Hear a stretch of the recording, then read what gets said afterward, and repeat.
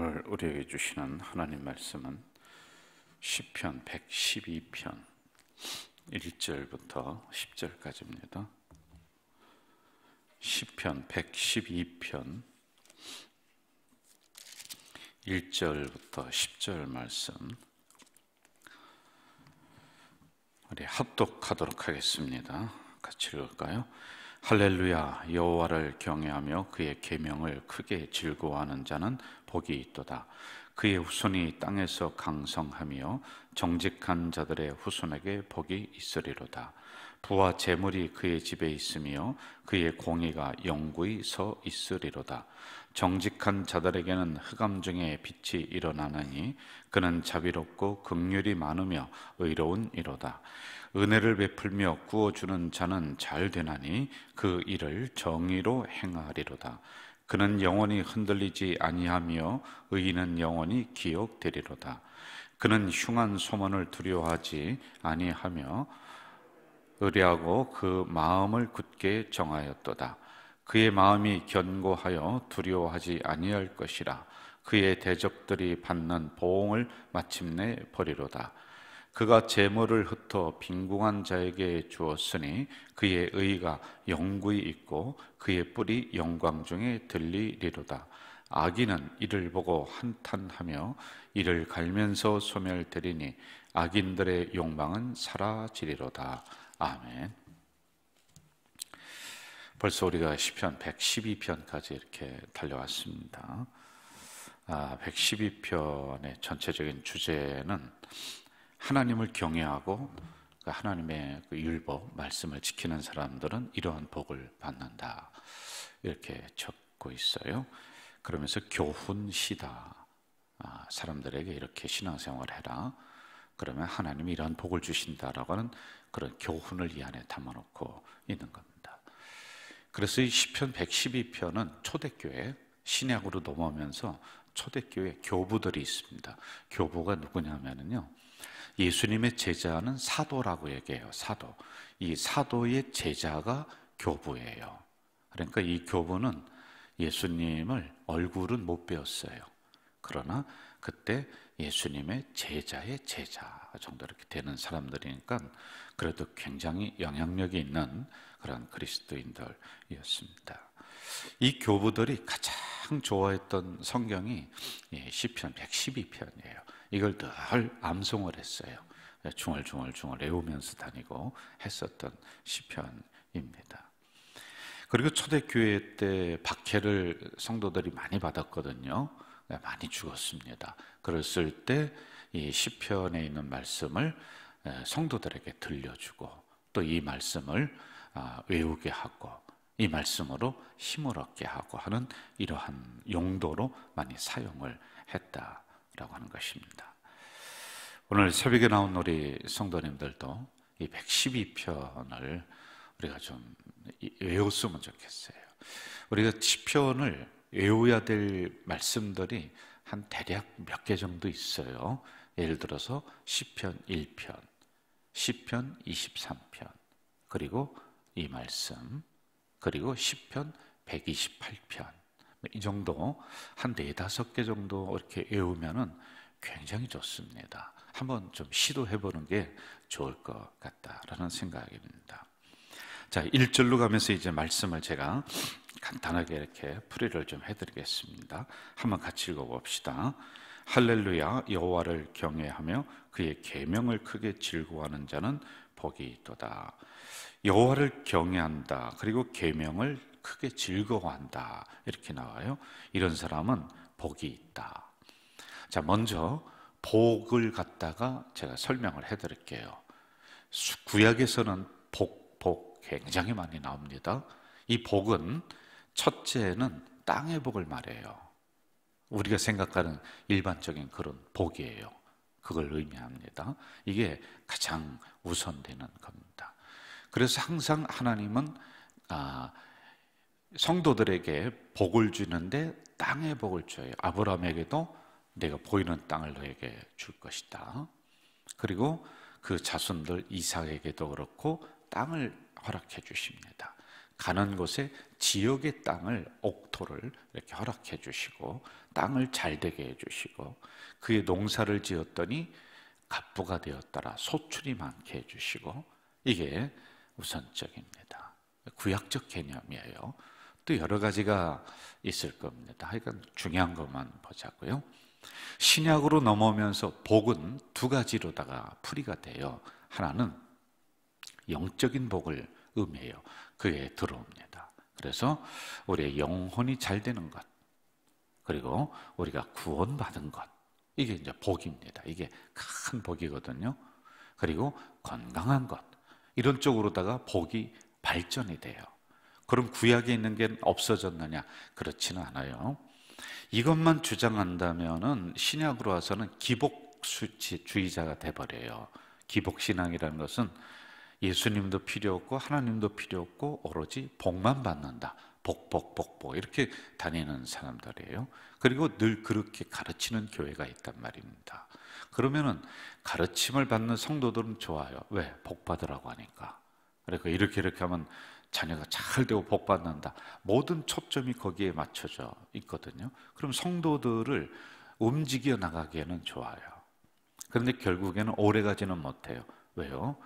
살다 보니까 복이 안 들어올 때도 있거든요. 생각처럼 잘 안 될 때가 있거든요. 그러면은 신앙이 시험이 들어옵니다. 교회가 어려워지고 그렇게 돼요. 그래서 신약으로 오면서는 땅의 복을 위에 두지 않아요. 말씀의 복, 영혼의 복, 구원의 복, 이런 부분을 위에 두고 있다는 거예요. 자, 여호와를 경외하는 자는 이런 복을 받는다. 땅의 복입니다. 자, 그러면은 우리는 신약 시대 지금 살으니까 이 말씀이 필요 없네? 아니에요. 이 구약에 있는 말씀은 오늘에도 그대로 우리에게 적용됩니다. 그러면은 경외라고 하는 단어를 먼저 풀어야지 복이 된단 말입니다. 경외라고 하는 뜻은, 사전적인 뜻은 공경한다, 두려워한다. 공경해요, 두려워해요. 그러면 성경적인 의미는 뭐냐? 여기 하나가 더 붙어요. 누구를 두려워하고 누구를 공경하느냐? 여러분, 누구겠어요? 하나님이시죠. 이 부분을 우리가 잘 알아야 됩니다. 자, 이렇게 하나님을 공경하고 하나님을 두려워해요. 그런데 여러분이 우리 담임 목사님, 참 내가 담임 목사님에게 예절을 잘하고 참 우리 담임 목사님을 내가 존경한다, 이제 마음속에 가졌다고 쳐봅시다. 그러면 여러분들의 나타나는, 저를 대하는 행동이 함부로 하고 저를 갖다가 막 비난하고 그렇지는 않을 거란 말이에요. 저를 대하는데 제 앞에서 우리 목사님 하면서 그렇게 예절로다가 대할 거란 말이죠. 사람들 앞에서도 우리 목사님은 이런 분야라고 이야기를 해줄 거예요. 좋은 이야기를 해줄 거예요. 왜? 내 마음속에 우리 목사님을 내가 좋아하고 존경하니까 그렇다. 마찬가지예요. 자, 하나님을 공경한다, 하나님을 두려워한다, 이게 우리들 마음속으로만 가지고 있는 것이 아니라 이것을 그러면 표현하는 게 뭐냐? 하나님이 선물을 좋아할까? 무엇을 내가 표현해야지 하나님이 공경한다라고, 하나님을 두려워한다라고 무엇으로 나타날까? 나타나게 되는 게 한 가지가 있어요. 그게 뭐냐? 예배예요. 그래서 공경 속에는 예배가 담겨져 있는 겁니다. 하나님을 공경해, 하나님이 우리의 구원자 되심을 인정해드리고 하나님이 나의 주인임을 공경해, 잘 받들어. 그러면 떡을 해다 바칠 거예요? 뭘 해다 바칠 거예요? 그게 아니라 예배로다가 하나님의 공경을 표현하는 거예요. 그런 사람은 복이 있다. 그 복은 땅의 복이다. 오늘날에는 두 가지 다 포함돼요. 땅의 복, 영의 복 다 포함이 됩니다. 이런 것을 우리가 풀어나가야지만 됩니다. 자, 그럼 어떤 복이 있느냐 간단하게 좀 볼까요? 2절로 가봅시다. 2절 같이 읽어봅시다. 2절 시작. 여호와께서 그의 후손이 땅에서 강성하며 정직한 자들의 후손에게 복이 있도다. 그의 후손이 잘 돼요. 후손이. 여러분 잘 보세요. 자녀들을 위해서라면 부모들이 못하는 게 없는 것 같아요. 저도 이렇게 자녀들이 커 올라오면서요, 자녀를 이기는 부모가 별로 없고요, 자녀는 나보다 더 잘 됐으면 좋겠고 하는 게 그게 같더라고요. 저도 별 수 없더라고요. 그게 있어요. 그리고 부모님에게 내가 무엇인가를 좀 대접을 하고 사다 드려야 되겠다면은 솔직히 죄송한데 2번, 3번, 4번 이렇게 생각해요. 근데 자녀에게 뭔가 필요하고 사줘야 되겠다 그러면요, 자녀가 안 갖는다고 해도 막 데리고 가서 사주고 막 그러더라고요. 희한하게 그렇게 되는 것 같아요. 그래서 어르신들이 내리사랑이다 이렇게 하는 게 맞는 것 같아요. 자, 여러분, 자녀가 잘 된다, 아주 성공하길 바란다, 이놈이 잘 살고 복 받기를 바란다, 여기 나와 있다니까요. 내가 하나님을 올바로 공경하고 하나님의 계명을, 율법을 잘 지켜서 준행하면은 그 후손이 복 받는다, 이렇게 딱 정의가 되어 있어요. 그럼 자녀가 잘 되는 방법은 나에게 달려 있단 말입니다. 이 자녀도 잘 해야 되지만은 부모인 내가 어떻게 하느냐에 따라서 우리 자손이, 우리 집안이 명문 가문이 되느냐 그렇지 않느냐가 달려 있다라고 하는 것이죠.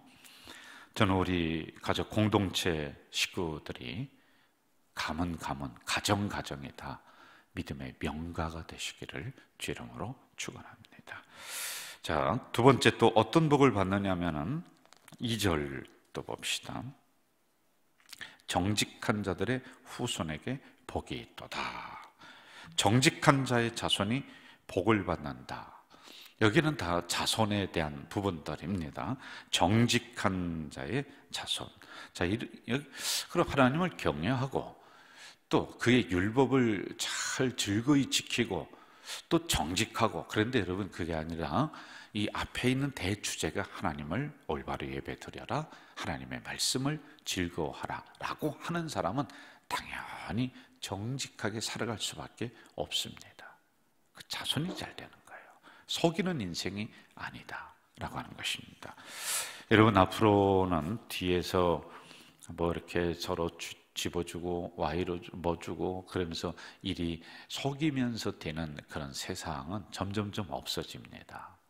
정직하게 올바르게 행하고 준행하는 기업이 살고 그러한 자손들이 잘 됩니다. 자, 3번째로 가볼까요? 3절 봅시다. 같이 읽어봅시다. 시작. 부와 재물이 그의 집에 있으며 그의 공의가 영구히 서 있으리로다. 맞습니다, 여러분. 부와 재물이 여러분들 가정에 넘치게 되는 거예요. 그런데 그게 잊지 마세요. 뭐냐? 하나님을 경외하는 것, 그리고 그의 율법을 내가 즐거워하는 것. 율법은 뭐냐면요, 출애굽기, 레위기, 민수기, 신명기서에 나온 이 하나님의 그 계명들이 있어요. 계명. 그런데 그 계명은 오늘까지 내가 지켜야 되는 유효한 계명이 있고, 그냥 그 정신만 내가 가지고 오는 계명들이 있어요. 예를 들어서 여러분, 십계명은 오늘날에도 그때 주셨지만은 우리가 지금도 유효해. 그런데 도덕법, 상법, 민법, 그러니까 예를 들어서 누가 너 눈을 갖다가 다치게 했느냐, 눈을 뺐어? 그럼 너도 가서 그 사람 눈을 빼. 이게 형사법, 이런 게 구약법이거든요. 누가 너 오른팔을 자르게 했으면 너는 가서 왼팔을 잘라. 남 집에 가서 소를 한 마리 훔쳐왔으면은 4마리로 돌려내. 이게 이제 그때 정해진 법이거든요. 그럼 오늘날에는 그게 필요가 없어요. 그러나 그 정신은 뭐예요? 도둑질하지 말고 정직하게 살아가, 이런 부분 아니겠어요? 네, 이런 부분들을 말하는 겁니다. 오늘날에는요, 그런 것을 즐거워해. 그리고 내가 정직하게 살으려고 노력해. 하나님 앞에 올바로 예배드려. 그런데 그런 사람의 집에는 부와 재물이 모여든다는 거예요. 이해가 되셨죠? 이렇게 부와 재물이 모여드는 방법이 있단 말입니다. 저는 뭐 돈 버는 방법은 제가 못 가르쳐 드립니다. 몰라요, 돈 버는 방법. 그런데 성경에 나온 방법은 돈 버는 방법이 있네요. 예? 부와 재물이 모이도록 하는 방법이 있습니다. 여러분, 사업은 저한테 물어보지는 마세요. 그러나 이렇게 우리가 올바르게 하나님 경외하고 예배드리고 이런 형태로 정직하게 살고 한다 그러면은 하나님이 그런 사람에게 재물을 모아주신다라고 하는 것입니다. 자, 우리 4절로 한번 좀 4절과 5절 가서 마무리합시다. 4절 5절 같이 읽읍시다. 시작. 정직한 자들에게는 흑암 중에 빛이 일어나나니 그는 자비롭고 긍휼이 많으며 의로우니로다. 은혜를 베풀며 구워주는 자는 잘되나니 그 일을 정의로 행하리로다. 은혜를 베풀며 구워준다. 특별히 이제 이 부분을, 은혜를 베푼다는 말은 베푼다, 은혜를 베푼다, 자신이 받은 선물을 주변에 있는 사람들에게 나누어준다, 이런 뜻이 있어요. 근데 인간적으로 생각하면 뭐 누가 나를 선물을 많이 줬어, 이거 가지고 나눠 먹어야지, 그런 가벼운 거 아니고요. 그냥 그건 일상생활 살아가면서 해도 되고 안 해도 되고 그런 거예요. 그런데 하나님이 주신 은혜가 있어. 하나님이 주신 은혜, 한 해 동안 나를 이렇게 지켜주시죠. 그 은혜를 나만 간직하는 것이 아니라 하나님이 나에게 이런 은혜를 주셨어 라고 그 은혜를 이야기해 주는 거예요. 나눠준다는 게 뭔가 꼭 가지고서 먹는 걸 반씩 나눠주는 이런 걸로 생각하면 안 돼요. 이런 일이 참 감사해, 내가 감사한 일을 또 다른 사람에게 나눠주는 거예요. 그리고 이렇게 내가 기도했더니 하나님이 이런 응답을 주시네, 그러면은 이 기도의 마음도 나눠주는 거예요. 그래서 우리 같이 기도하자, 이런 형태로 하나님이 주신 선물을 나눠주는 사람들을 의미한단 말입니다. 그리고 구워준다라고 하는 것은요, 물질이 나에게 하나님이 부유하게 만들어 주십니다. 그러면 이 부분을 구워준다는 것을 잘못하면 고리대금업자가 돼버리는 거예요. 돈놀이야, 그게 아니에요, 여러분. 절대로 아니에요. 물질이 나를 통해 흐를 수 있도록 만들어라 라고 하는 것이에요. 이해가 되셨죠? 그래서 여러분, 물질을 꼭 움켜쥐고 있다가 해서 이 물질이 점점 불어나고, 안 그래요? 꼭 물질은 물과 같아. 물 이렇게 쥐고 있어도 다 새버려. 새죠. 언제 샜는지 그냥 금방 새버리는 거예요. 그래서 물질이 흐를 수 있는 통로를 잘 만들면요, 더 많은 물이 들어오는 거예요. 또랑 겨우 그냥 조그맣게 만들고 거기도 돌멩이 있고 그러니까 물이 흐르지를 못하죠. 깊이 파는 거예요. 넓게 파는 거예요. 그러면 물이 도도히 흘러서 수많은 사람을 먹여 살릴 수가 있는 거예요. 자, 하나만 더 하고서 오늘 마무리하도록 이렇게 하겠습니다. 우리 7절, 6절, 7절 좀 보겠습니다. 같이 읽을까요? 그는 영원히 흔들리지 아니하며 의인은 영원히 기억되리로다. 그는 흉한 소문을 두려워하지 아니하며 여호와를 의뢰하고 그 마음을 굳게 정하였도다. 자, 여러분, 올해 우리가 들었으면서 이런 결단을 했습니다. 제가 언제 한번 또 설교를 통해서 분명하게 제시를 할 건데, 나는 입술을 조심한다, 나는 축복의 말을 한다, 나는 감사의 말을 할 것이다 라고 하는 나의 그 언어, 이 부분을 조심하면서 잘 결심하며 나가자, 이렇게 제가 말씀을 드렸습니다. 흉한 소문이 있어요. 그때도 있고 지금도 있고, 사람이 있는 이상은 좋은 소문보다는 나쁜 소문이 더 많습니다. 좋은 소문은 안 퍼져요. 나쁜 소문은 금방 퍼져요. 그러면 사람들은 나쁜 소문을 옮겨 다니는 게 나쁜 소문입니다. 그 말 잘못 알아듣고 거기에 플러스 이런 형태로 해서 금방 이상하게 소문이 나버려요. 근데 그걸 진원지를 파고들다 보면은 아무것도 아니에요. 예? 예를 들어서 이런 것이죠. 우리 새로운 목사님이 오셨어요. 박다윗 목사님. 그런데 여러분들이 이름을 이어서 부르니까 박담임 목사님 그래. 박담임 목사님 이렇게 부르는 거예요. 그럼 저쪽에서 듣고 나도 담임 목사님으로 들었어요. 두 사람 세 사람이 듣고 옮기다 보면 김명서 담임 목사님이 이제 내려앉고 박 담임 목사님이 올라갔대. 그렇게 된다니까요. 안 될 것 같으죠? 근데 이게 무슨 얘기냐? 그렇게 말이 무섭다는 겁니다. 이처럼 무서운 게 말이 있다. 그런데 그런 흉한 소문에 하나님을 경외하는 사람은 흔들리지 않도록 잡아준다는 거예요. 그럼 나를 깨끗이 털고 나는 아무 소문도 안 들어오고 누군가 나를 향해 뭐 요만큼도 이야기 안 하고 그런 게 아니에요. 많은 흉한 소문들이, 어려움들이 나에게 밀려오지만 하나님이 흔들리지 않도록 그 심지를 굳게 딱 잡아주신다 라고 하는 거예요. 자, 이렇게 하나님을 경외하며 그 도를 지켜나가고 계명을 즐거워하는 우리 성도들 되시기를 주의 이름으로 축원합니다. 사랑하시는 아버지 하나님, 간절히 기도합니다. 2022년 예배가 중심이 될 수 있도록 하나님 말씀 가르침이 우리 교회를 이끌어 나갈 수 있도록 인도해 주시옵소서. 오늘도 주신 말씀 가슴으로 받으며 저희들이 자양분 삼아 살아가겠습니다. 예수님의 이름으로 기도하옵나이다. 아멘. 하늘에 계신 우리 아버지, 아버지의 이름을 거룩하게 하시며 아버지의 나라가 오게 하시며 아버지의 뜻이 하늘에서와 같이 땅에서도 이루어지게 하소서. 오늘 우리에게 일용할 양식을 주시고 우리가 우리에게 잘못한 사람을 용서하여 준 것 같이 우리 죄를 용서하여 주시고 우리를 시험에 빠지지 않게 하시고 악에서 구하소서. 나라와 권능과 영광이 영원히 아버지의 것입니다.